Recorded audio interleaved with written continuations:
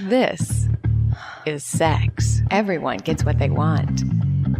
This is Sexploration. Explore. Play. This is Sexploration with Monika. Sex is proof that God loves us and wants us to have fun. Sexploration with Monika at sexplorationwithmonika.com. Welcome everyone to Sexploration with Monika. Today we have a very exciting show. I've got the two Tantrikas from the Oregon Tantra Fest, which is going to be starting on my birthday, in fact, May 30th. So many exciting teachers and Tantra professionals. We have Evalena Rose, who is she has a connection with a very interesting group of channelers, the Council of the 12, and also coming to us from Hawaii, Amara, Karuna. Welcome to Sexploration with Monika. Thank you so much. Yeah. Thank you. Delighted to be here. Yeah. So today we are going to be talking about making things happen, using the power of our minds and even our psychic powers, opening up that third eye, and also the power of our sexuality and pleasure and love and joy and all that positivity that we can start to build inside of us when we have real love and real joy. So I wanted to talk a little bit about, what is femifestation? Evalena? Okay. I created this word femifesting because I wanted to find a way to help people access more of their higher dimensional reality and bringing in what they wanted. So it's more than a play on word from manifesting, because the feminine works with the gestalt, works with the whole picture. So in manifesting, you set your goal and then you figure out all the steps to get there. In femifesting, we go into a deeply meditative place, and then the guides and angels bring in your brightest, clearest future. And then we get you into your quantum body. Mm-hmm. And then we take you to that future and you go sit with them. And what is a quantum body? It's our light body. When we open higher and higher into the chakras beyond our crown, we can open into our light body, and it's one with all that is. It's on higher dimensions. And so change can happen there like it can't when we're caught in between past and future. Caught in between past and future. So we're always focusing in the future and we're always focusing on the past. So we're not really in the present moment. Mm-hmm. And that's kind of when we're stuck. We're like, I don't know. I can't get what I want. I'm so frustrated. Like that's what the condition you're talking about. Like when you're not able to be present. Yeah. And like me, 75% of the time I'm in bed. Sorry, I just thought I'd add to this.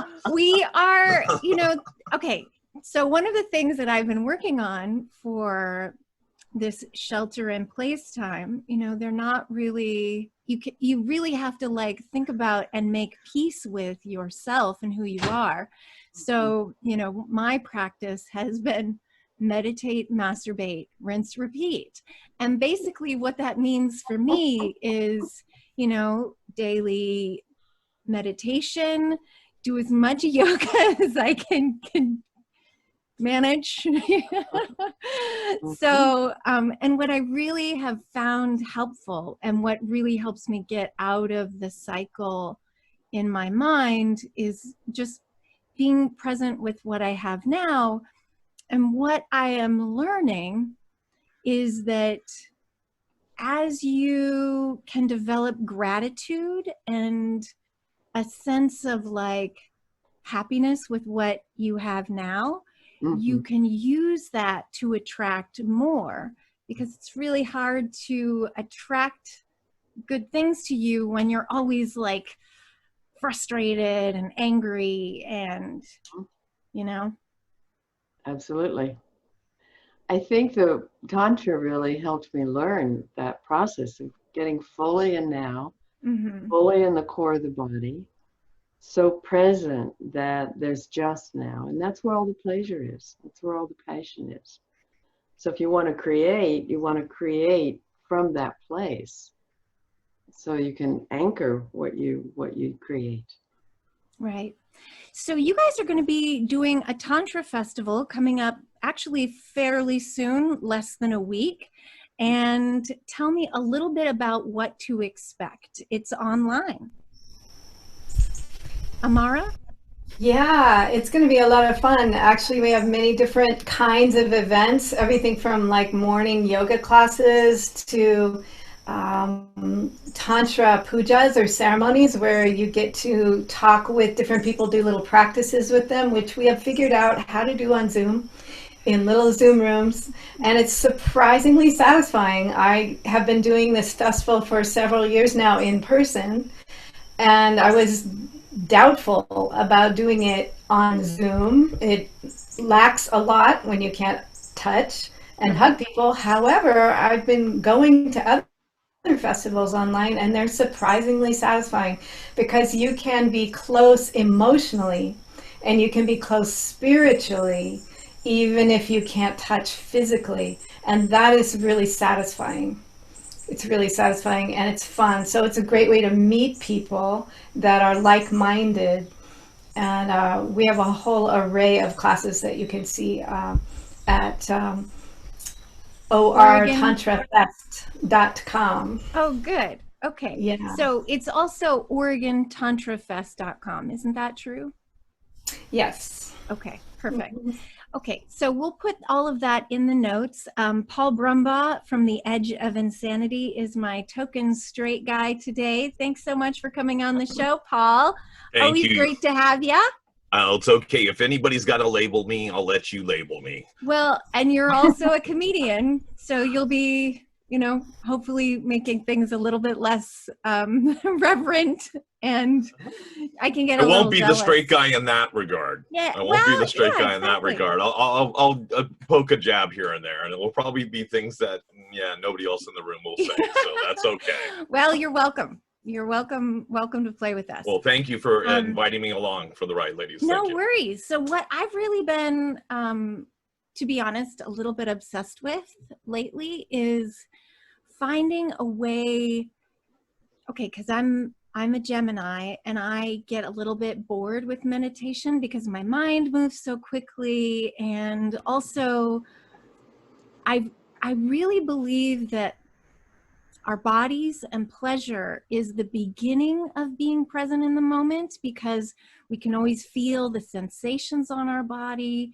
And a lot of the world religions really tell us that sex is wrong and that our bodies are wrong, and that, that women are sluts and scary and you should try to control them, or, whatever. And so what are some of the ways that we can be in our responsibility and our integrity and use pleasure in a positive way? Do either of you, I see Evalena nodding. Evalena, you want to speak to that? Sure, I'll start. Because you're hanging out with the goddess, right? I hang out with the goddess. I hang out with ascended masters. My primary beloveds are on the other side of the veil. So I feel like I'm always in a love relationship, even if there's not a human being near me. And that I'm honoring the love relationship inside between the feminine and masculine, and the love relationship with the divine. So it allows me to access pleasure and use it for opening the chakras and enlightenment, and more just bringing it all the way up through the core and out to the divine and back again. So I've taken your class, and what we learned kind of in the very beginning, and what you demonstrated magnificently really, is first you start by sensing the sensations on your perineum, like your root chakra. So that's your testicles, your scrotum, your vulva, and like your pooper, and like all of those muscles in your perineum that you use when you excrete, actually. And then you can like kind of do your Kegels here. So while you're like breathing and undulating, you're moving the energy up your chakras all the way through your first chakra, second chakra, third chakra, all the way up into your heart chakra, your throat chakra. So you like speak and feel the truth, your truth. Amen, sisters. And then get up into the back of your throat, which is where your, not only your, like, what is it called? The reptilian brain, and like all your autonomic nervous systems and all those. And Amara's nodding her head because she does the sexuality,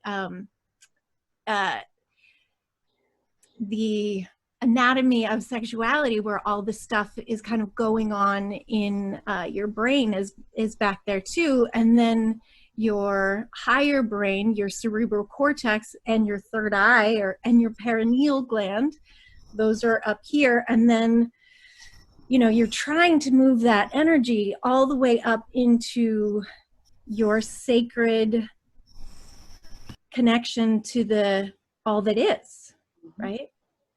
And it's funny, we're all connected, you know, not only, you know, electronically, but we can really start to open up to our connection with the divine. And I would like Amara to tell us a little bit more about how pleasure and orgasm really can take us to connections with each other and the divine. Amara? Yeah, I'm very interested in the whole topic about pleasure and meditation and getting into altered states through pleasure. One of the simplest meditations that I've learned I find really effective is simply try to focus on 2 of your sensory inputs at the same time. So you're letting in all the sounds, and then you're letting in all the sights, and you try to keep track of them both at once. It'll totally turn your mind off, which is because you're so busy. Because you're so busy, and you're busy focusing on your sensations, and that relaxes your monkey mind talking front brain kind of energy and gets you into a slower state. And I think any kind of pleasure, even just, you know, stroking your hair or looking at something beautiful, gets you into an alpha brainwave state and makes lots of changes in your brain chemistry that help you get into what's essentially like a light trance state. So when you're in that light trance state, you're much more suggestible. It's like your subconscious mind is more accessible. So anything you do when you're in that kind of relaxed, spacey pleasure, in the moment kind of state, anything you say to yourself, affirmations, things you want to create, it just goes right into your subconscious. So one of the practices we really like to do is have 2 people together, and one of them is like massaging the other person and getting them into that nice, relaxed pleasure state, and then also telling them things that they would like to hear, like, you are able to manifest whatever you want. You know, you give them affirmations while they're in that state. Wait, don't stop, Amara. Powerful. Don't stop. Keep going. I'm waiting. Keep going. We want some more of those. Oh, yes. Oh. You are infinitely powerful. That's right. Wait, hold on. Let me stroke my hair. Oh, wait, it's all gone. Hold on. I've lost that sensibility. Well, okay.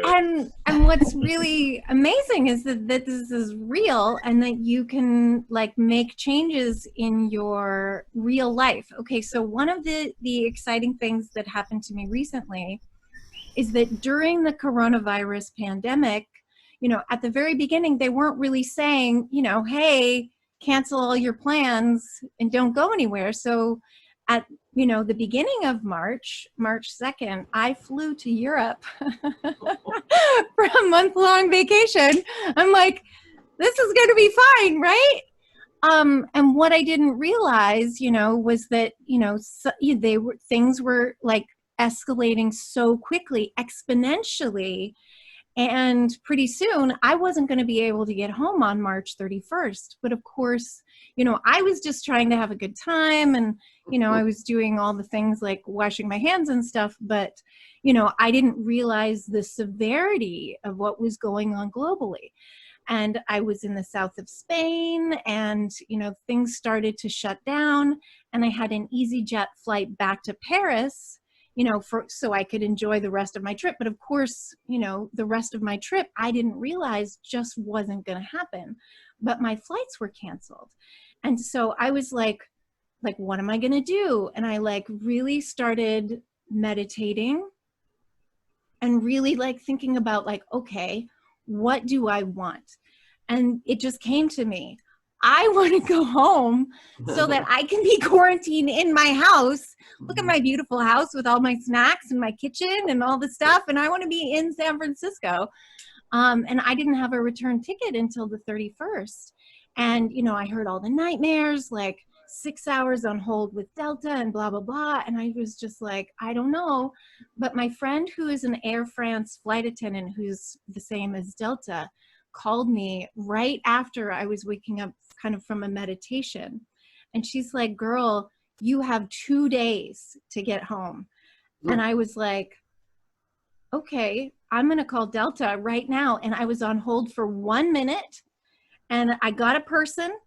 And I was like, hey, I told him this story and I need to get home and blah, blah, blah. And he's like, well, you know, a couple of different variations, and okay, I can get you a flight out of Madrid in like 3 days. And I was like, oh, that's not 2 days, but okay, that's better.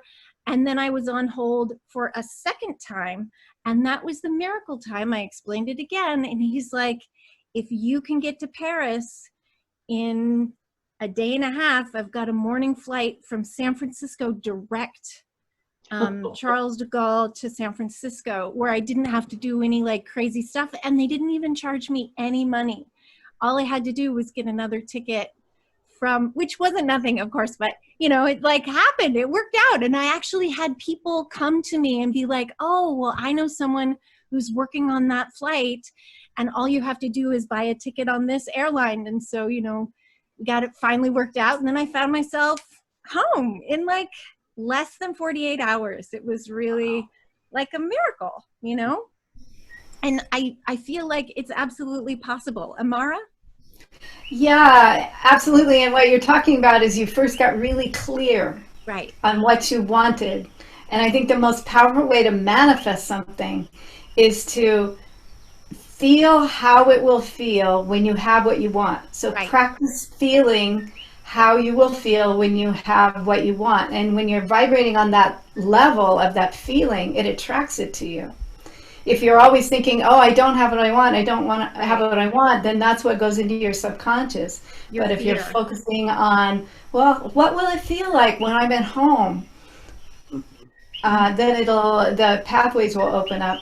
And I also wanted to say that in terms of pleasure, when you add sexual pleasure, it greatly intensifies the pleasure effect in your brain and in your whole body. Whole bunches of changes happen.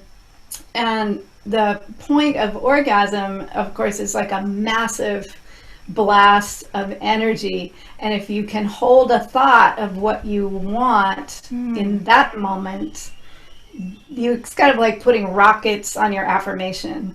So, like, you gotta watch what you're asking for when you think it that way, because it's very powerful. That's probably why they go, oh God.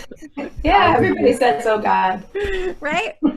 So let's talk a little bit about the process of meditating, because Evalena has this really beautiful set of meditations that I've been trying. Evalena? I wanted to just add, I've been using that sex magic with a co-teacher of mine.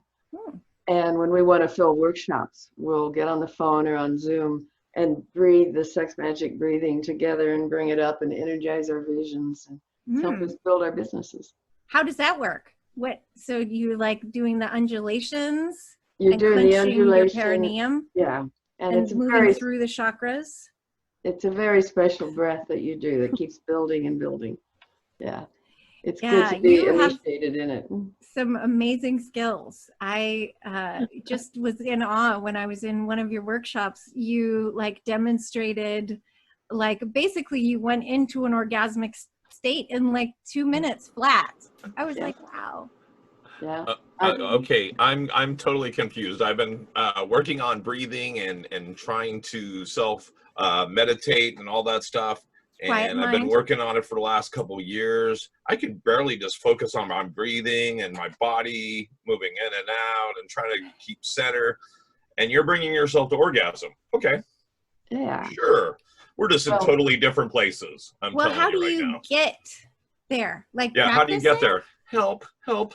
Practice, practice, practice. And it's adding the undulation and the PCs. The PC muscles, the perineal muscles, are like a pump that's designed to send the kundalini up the inner core. We call it the inner flute. And when you learn how to do that, then you're able to move yourself into orgasm. But frankly, a lot of it is because I demonstrated for 20 some years and I got really good at doing it fast. Mhm. So I'm never more than a minute from an orgasm. I just Isn't that cool? enjoy them through my day. Yeah, it just like seeing the moon or something. I was, when you told me that, I was like, wow, that's so cool. That should be definitely at the top of your list of your skill set. Telling you now. Totally. So what are some of the things that we're going to be doing at the Oregon Tantra Fest? Different classes. I know Read Mihalko of Read About Sex is teaching a class. Yeah, he's got a couple of them. He's got Tantra for pragmatists in his own funny way. Mm-hmm. And he's also doing the ins and outs of hand sex. Oh, good. Which will be Well, very that's really interesting. handy because we're all kind of stuck in our houses, Exactly. And I'll be doing a class on self-massage around the pelvis and genitals and belly for healing, because I'm very interested in healing. Yeah, using the sexual energy for healing, because arousal has so many health benefits for your body, and you can combine different healing modalities along with being aroused, and it makes them more potent. So we're going to do a self practice, and Evalena has some lovely classes she'll be doing. Yeah, tell us about your classes, Evalena. I'll do one on Sunday the 31st. That's erotic communication and negotiating boundaries. And it's really practicing what I call the love sandwich, which I may have taught in the workshop. Yes, we have talked about the love sandwich. Yeah, hey, she's told me about the love too. sandwich. I'm telling you now, it has passed its way down all the way to me. I talked about it last night. There you go. Great.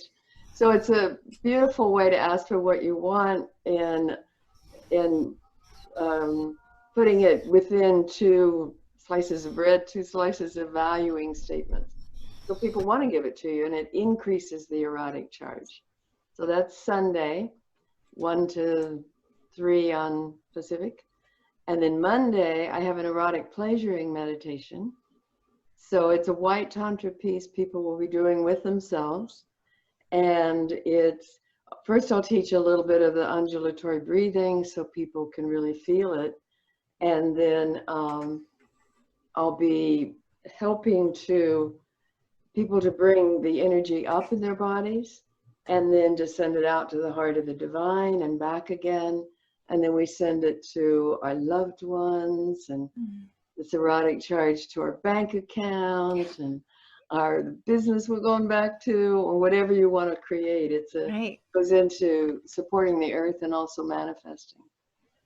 And then I have another one, which is also white Tantra, on the Thursday the 11th, and it's called Creating a Solo Erotic Life. And it's many ways of really bringing pleasure to yourself and being able to activate the vagus nerve in your body that helps bring when the energy comes all the way up. then it touches the hypothalamus and it produces oxytocin, which is the chemical we get from touch with others. So how to activate your own biochemistry with touch and dancing for the inner beloved and all kinds of ways of being erotic with yourself. Yeah. So one of the things that I wanted to discuss is, so in the meditation practices, when you're doing, so, I mean, I'm doing one that's influenced by Dr. Joe Dispenza. So it's basically feeling the sensations in each chakra and then blessing the chakra for, you know, all the awesome things that it helps you with in your life.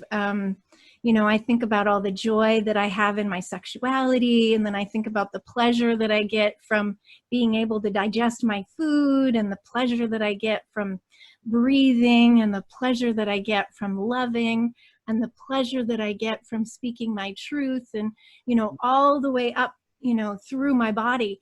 And then we're also supposed to like connect each chakra with a sense of gratitude or love, and even thinking about an object and then thinking of it while you're like specifically really thinking about the sensations and connecting with that particular chakra, like feeling the tingling or engorgement or blood flow or whatever you're feeling in the present moment, and just adding an extra layer of just, you know, thinking about how much you love, you know, whatever thing, like that adds like some new information to that chakra, and not, you know, being in the moment with what is, but then also like adding, you know, something yummy.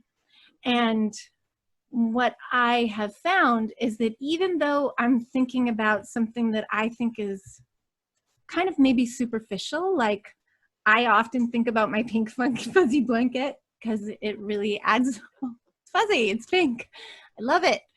But because it's with me when I'm doing the meditation, I can, you know, it's really close, you know, it's something that I love, you know, even though it's like a superficial thing, you know, it helps me, you know, have a really authentic, you know, sense of what's real. And I'm wondering, like, what are some of the other kind of examples of good practices that Evalena and Amara do when they're really trying to generate like really good positive feelings? I know Evalena mentioned planet Earth, which is a good thing to be, you know, grateful for and connected to. Evalena? One of the things I've loved with the online dancing is I have a scarf that's just, it's really sensual and feels very sexy. And when I dance with it and let it touch my face, I feel like I'm being touched by someone. Yeah. And also, when you are touching yourself, you're feeling the hand that's touching and the place being touched. And you're bringing your consciousness there. That's what really makes touch sensual and satisfying. And I love the piece about thinking about something that really pleasures you. Right. When I am on Zoom with someone and we're hugging, I'll say, I want you to remember our hugs. Remember how wonderful it feels when I'm hugging you. And we can both be right there. So I did that Saturday night in a puja with someone that I've had lots and lots of hugs with, and we were both just totally embraced. And I came away with lots of oxytocin, even though it was Zoom. It was amazing. Yeah, even though you're generating it yourself, even though, I mean, it's harder. We really have to like break out of our shell, I think. You know, we have to like let ourselves, you know, travel the distance and connect with other people. And I think it's really exciting that you guys, I mean, I know that it's a strange and terrible time in some ways, but this is sort of magic. I mean, now people who couldn't have been able to get to Oregon can't, I mean, you can have people all over the world coming to the Oregon Tantra Festival. Yeah, that's right. And I also wanted to say that I really think that breathing is a major component of getting yourself into that relaxed, light trance state. And taking deep, slow breaths sends a signal to your brain to relax. And it can be really a doorway into changing your brain chemistry. And I like what you were saying about thinking about gratitude, because they've actually done studies with the heart math people do a lot of studies about this, about how when you focus on gratitude or pleasure of any kind, within a few moments your actual heart rate becomes more coherent. It has less chaos on the little machines that are monitoring the heart rate. It becomes more coherent, and also your brain waves become more coherent just by thinking about something you're grateful for. And so you're actually making a really strong chemical, physical change in your body just by deciding to focus your thoughts in that way. So I want to talk a little bit more about the brainwave states of meditation. You mentioned alpha brainwaves, and there's also what, theta and delta brainwaves. And so we can get into kind of these, you know, deeper brainwave states and really start to make changes, both, you know, healing and manifestation, but also what I have noticed is when I'm super duper turned on and I'm with a partner, like sometimes I will literally know what they want, like what I should do to them next. I'm like, oh, you really want me to, I can't exactly remember what it was, but like, do this here or over here, you know what I mean? And they were like, I was thinking that, you know what I mean? It like, have either of you guys are both nodding your heads. Tell us a little bit more about the psychic component of brainwave states when we're kind of getting into relaxation and trance. Evalena? I'd love for Amara to go first, because I think she studied it more than I have. Okay. Amara?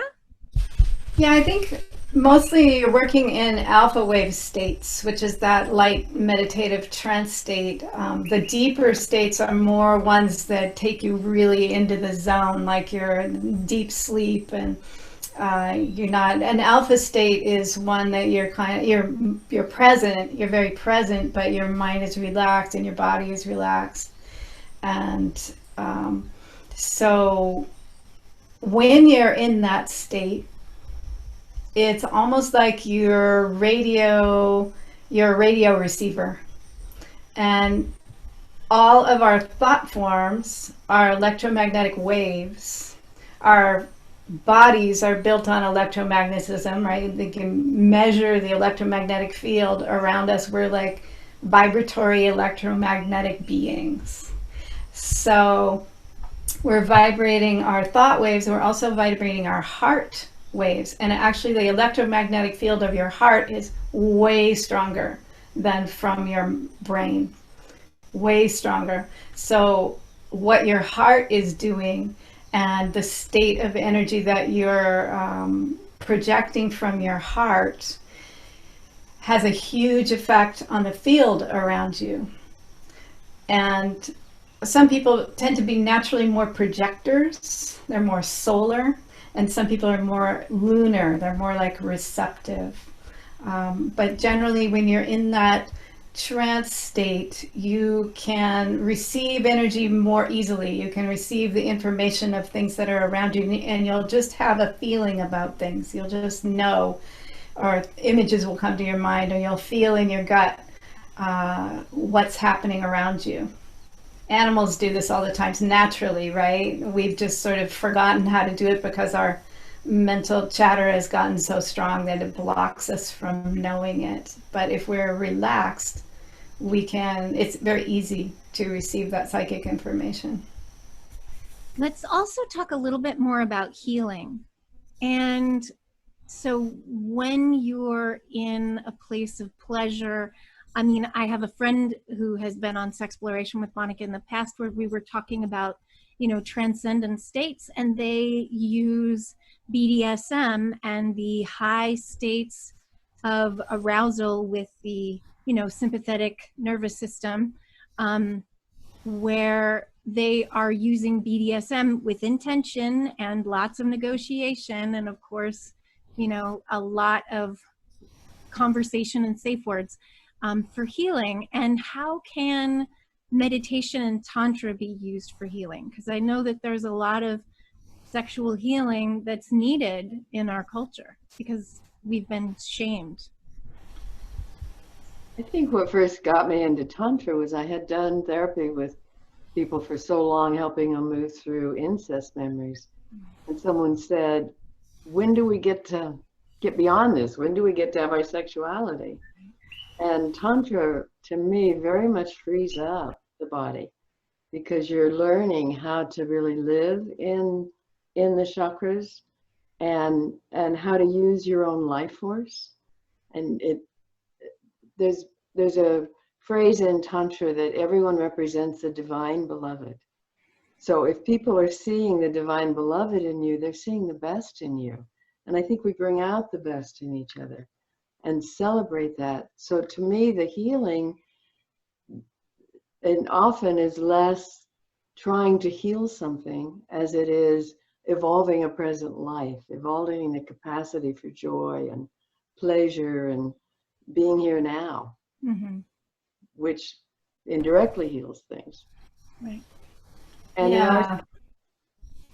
Amara? You want to finish, Evalena? I was going to say there are some beautiful ways that sexual healing is also used. The yoni healing work and the sexual spot work for men. And that is more oriented to healing, but it's done in a really sacred way. So that it's a worship, which is one of the meanings of the word Tantra, is worship. Amara? Yeah, I'm very interested in how the chemical changes and the emotional changes that come with pleasure can be channeled for especially physical healing, also emotional healing, because emotions are very much integrated into the body.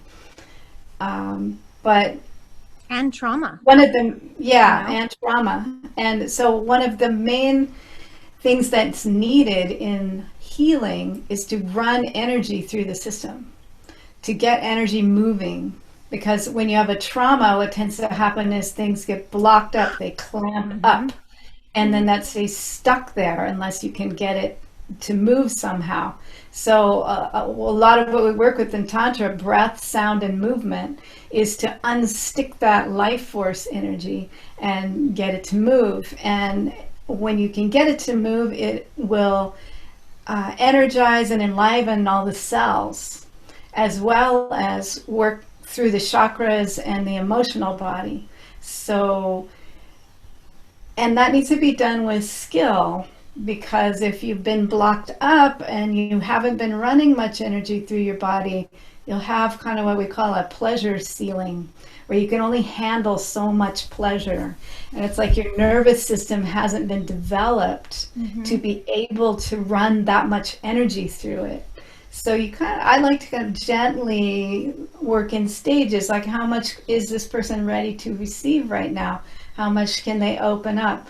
And not just, let's just blast it through as much as we can to see what we can get to come out. You know, let's be gentle and kind of open it up and help the nervous system develop. It's like developing muscles. You know, it takes a little while to develop those physical structures, including your nerves, to be able to take more energy and take more pleasure.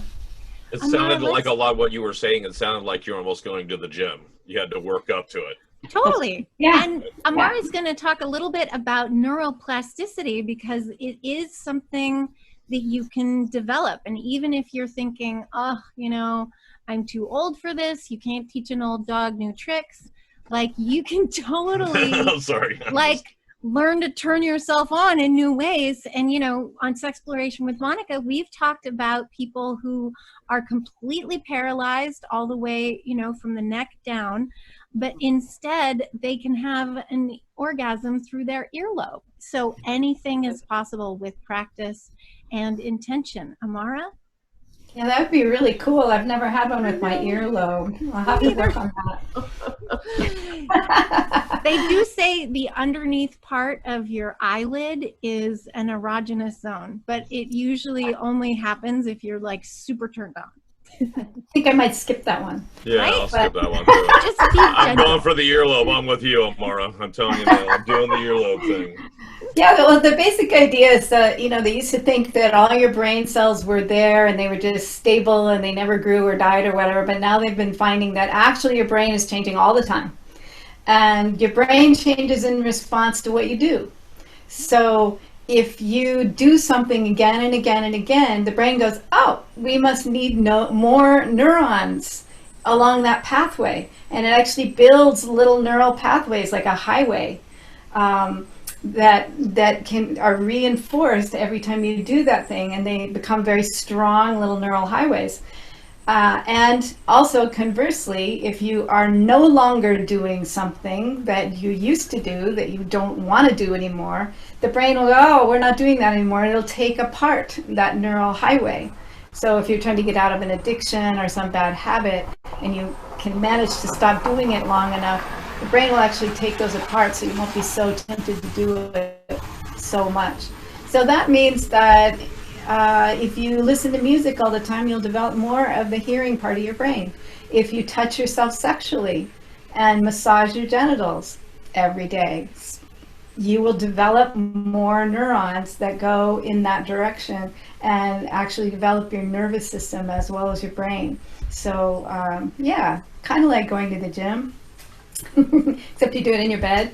Totally. Usually. Or not in your bed or whatever. I mean, because a lot of the things is you can make these like erotic zones in parts of your body that aren't socially unacceptable. Like the Welcome Consensus talks about the inside of your elbow or the back of your knees, and those are really sensitive spots that you can make into pleasure zones. I can see Evalena is nodding. Do you have any tips on finding new and exploring more erogenous zones, Evalena? There's a wonderful practice called pleasure mapping, where couples or whoever's lovers might take an hour just for one person to receive and the other to give, and with feedback. And so they try out all different kinds of touch in different parts of the body to discover what the person likes. It changes all the time, so it might not be exactly that every time, but it builds in a communication loop with touch, so that if you want it a little softer or a little harder, now you know that the person loves that because they get to please you. So you explore the whole body, the front and back, all the elbows, every place that the nerve endings are close to the surface is an erogenous zone. So you explore all those, which we'll be doing in the workshop. And what I found when I did the pleasure mapping was I have this erogenous zone that's not on anybody's map, right above my left knee. Where is it? Above my left knee, up that thigh, a few inches, not on my other side, one side, and it during making love, it just sends me over over the whole peak. And I was going to say, if you found it, can't you name it? Isn't it like a star? Can't you like? And it's on your own body. You would be able to name that, right? Like the Grafenberg spot. That's the Evalena spot. Yeah, there you go. I'm just saying. That's why I'm here. Let's talk a little bit about consent and integrity and responsibility, because people sometimes call Tantra the danger path because it's so easy in our rape culture and culture of hierarchy. And, a lot of people are survivors of abuse. And, like how important it is to really model like healthy consent, healthy boundaries. And I know I'm sure both of you probably talk about this at the beginning of each of your workshops. Mhm. Evalena? It's a really important part of the workshops, and especially being a therapist and inviting survivors of incest into my workshops, it's been really primo for me to make sure things are very safe and sacred. And I have assistants to help with that, but we also talk about consent and we teach consent. And I've developed exercises that are more than just saying yes or saying no, but the difference between a clear no and a wishy-washy no, a clear yes and a, well, yeah, okay, right. Like, And sure. yeah, when things are It's off, not a yes. not a yes. You want an enthusiastic yes. Like, oh, That's that right. sounds great. And we say if it's not a full yes, it's a no. Right. It's a maybe. Yeah. But then we also teach how Maybe to is a no. negotiate. Yeah. Or maybe later is definitely a no. Definitely a no. Yeah. It's a wishy-washy no, because you're basically saying come back and I'll have to figure out how to tell you no again. I know. So And it's we're not putting the other person in a good place either, because they're like, well, I want this thing, so do I go back and check? And then, you know, it's so much better to like know what you want so you can manifest it. And then we teach people how to negotiate boundaries. So it might be, well, not that, and what I'm willing to do is this. So that you're finding a shared playing field, because that's where the most joy is. And I think of boundaries as setting out the perimeter of the playing field. So now we know within this area, everything's fine. But these are the things we've already decided are off limits. So it helps people actually gain safety. I was thinking when Amara was talking that for survivors, that building up of the nervous system to handle more pleasure can happen in Tantra without being with a partner. And so they get to be more consistent in their pleasure response before they go into a relationship. Makes a big difference. Yeah, actually, that's recommended highly that you do self-practice. Taoists and Tantrikas often say self-practice is the most important thing to do to develop your capacity to open yourself up, because it's actually more difficult when you have another person there and you have the whole relationship and you have balancing the energy going back and forth. It makes it way more complex. And expectations and what you both imagine for the future and what you know, what you're traumatized by and all your baggage and like everything that people bring to relationships is pretty heavy. Yeah, and I also wanted to say in terms of consent that it's really important to talk about consent before you get sexually aroused. You know why? Because when you're sexually aroused, part of your brain actually turns off. Your cerebral cortex actually shuts off when you're super aroused. And you'll be like, wait, I totally know the, you know, like I was trying to describe the bridge pose, but I, you know, it was right after orgasm and I was like, I couldn't think of the word. Yeah, exactly. Brain and is so, turned off. You know, that feeling you've like negotiated your boundaries and then you get aroused and you're like, well, maybe we should renegotiate. Like, this feels so good. Bad idea. Right. Bad idea. Don't renegotiate in the middle of it, because likely when the person comes down from that chemical high of being aroused, they might get annoyed that you didn't respect their original boundaries. Well, even legally, don't they tell you don't make any legal decisions when you're in the wrong state of mind? And so I'm thinking, you've already got me in bed. Right. And you've already got me halfway where you probably want me. Well, and forgive me this proposition, but you get it. Yeah. Well, the problem is a lot of people associate romance with having a drink, you know, like let's have a romantic dinner and share a glass of wine. And I really want to buy this person a drink because I want to connect with them. And the problem is that alcohol really affects your judgment. And I mean, sure, you can use it lightly and in a positive way, but what's really important is that you're super conscious and that you you know, don't re-up and like make any decisions that later you might regret. Did you want to add something, Amara? Yeah, just to be really careful about consent in terms of that, knowing that you want to do your negotiating ideally beforehand, which is hard for a lot of people to do because you're kind of hoping that the person will just sort of slip into your arms and then you can start kissing them and then it'll all be talk magical. about it. It'll all be magical. But the consent process can actually be really sexy. Totally. You know, you can say, you know, I want to talk about what I'd like, and I would just really love to be able to kiss you tonight, you know, and get really yummy with you. And what do you think about that? You know, would that be good for you? You know, it can be kind of sexy when you're having. And what would you enjoy? Right? Yeah, what would you what enjoy? would this feel like if I tried this? You know, you can explore different ideas. Yeah.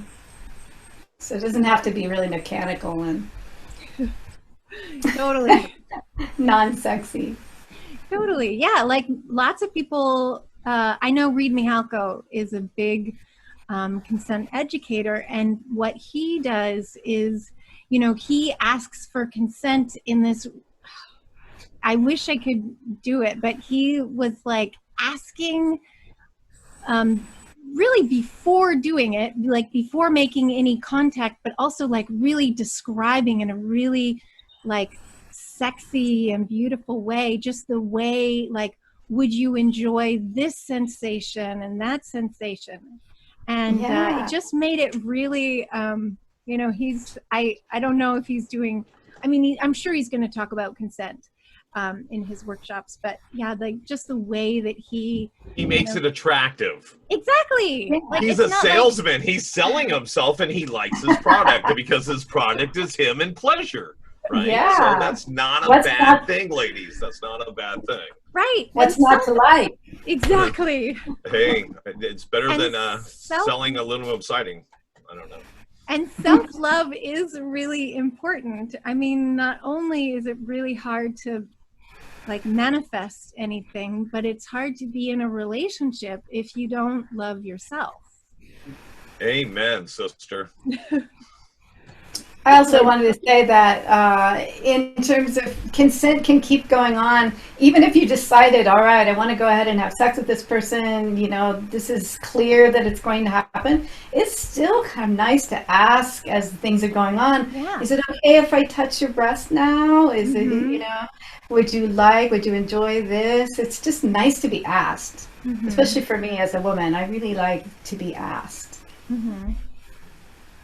I remember connecting at a snuggle party with someone that after a while of platonic could go further as long as you kept your pants on.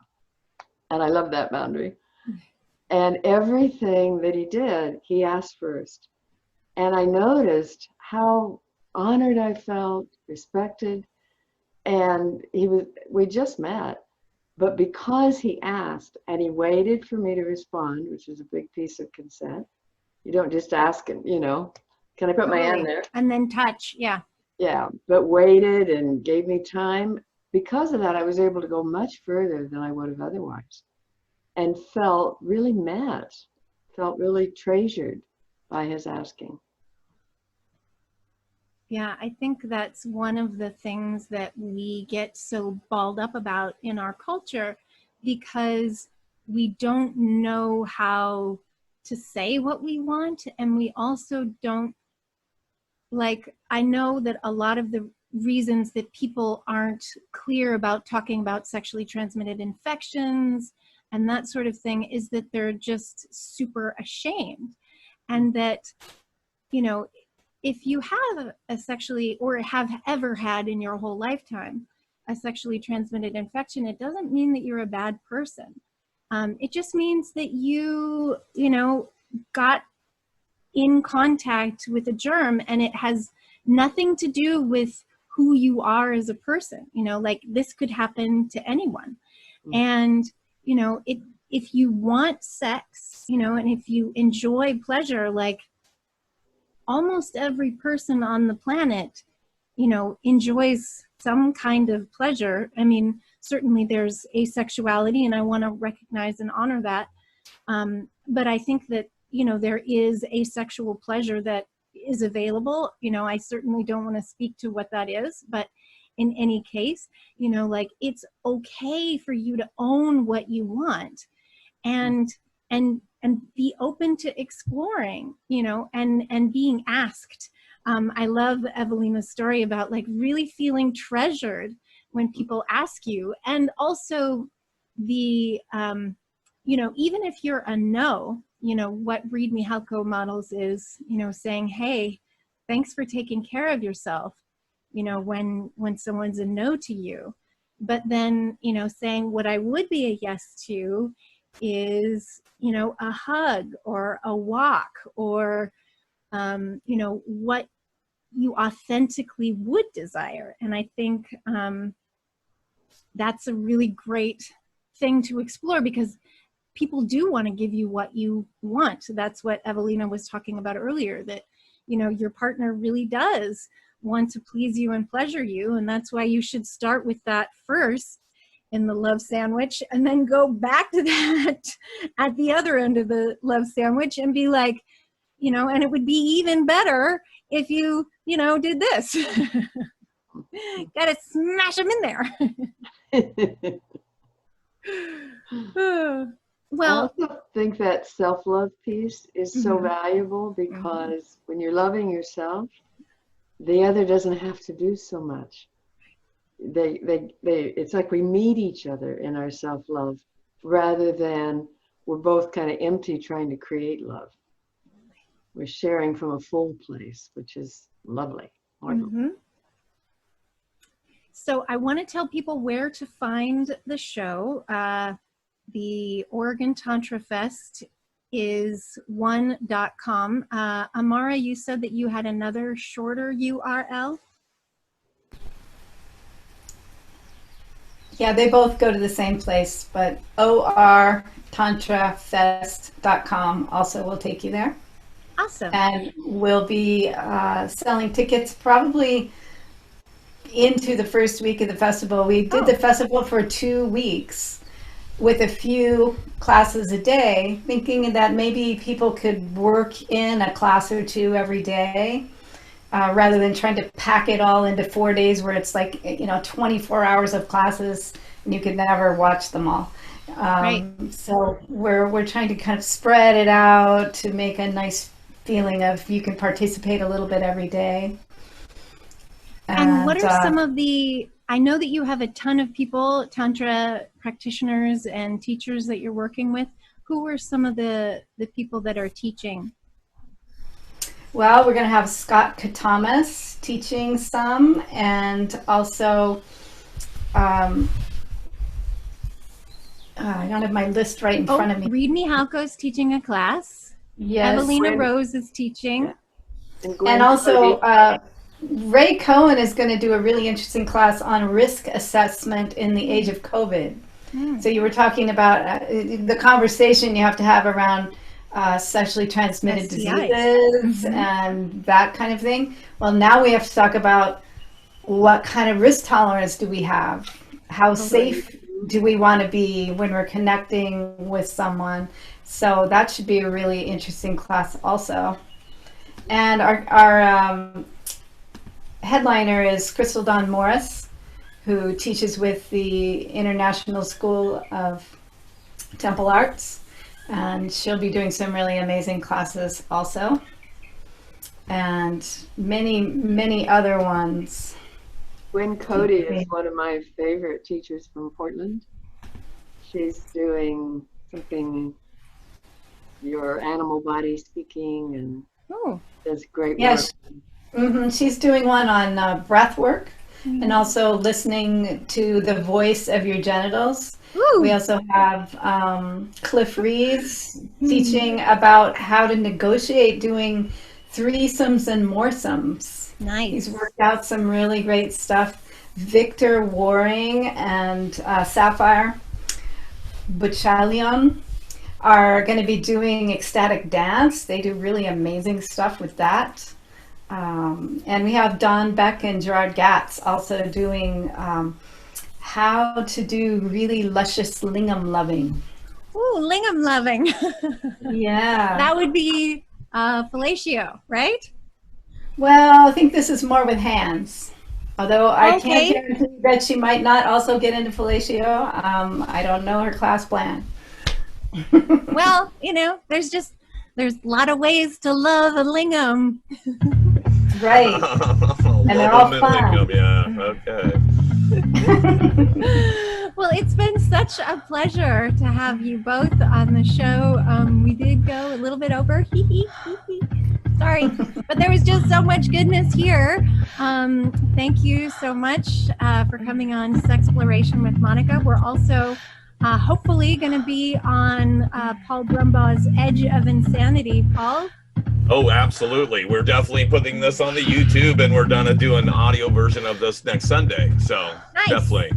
We need Yay. to get the love out there, ladies. We got to get the love out there everywhere, right? That's right. Spread the love, spread the love. Thanks so much. It was really fun.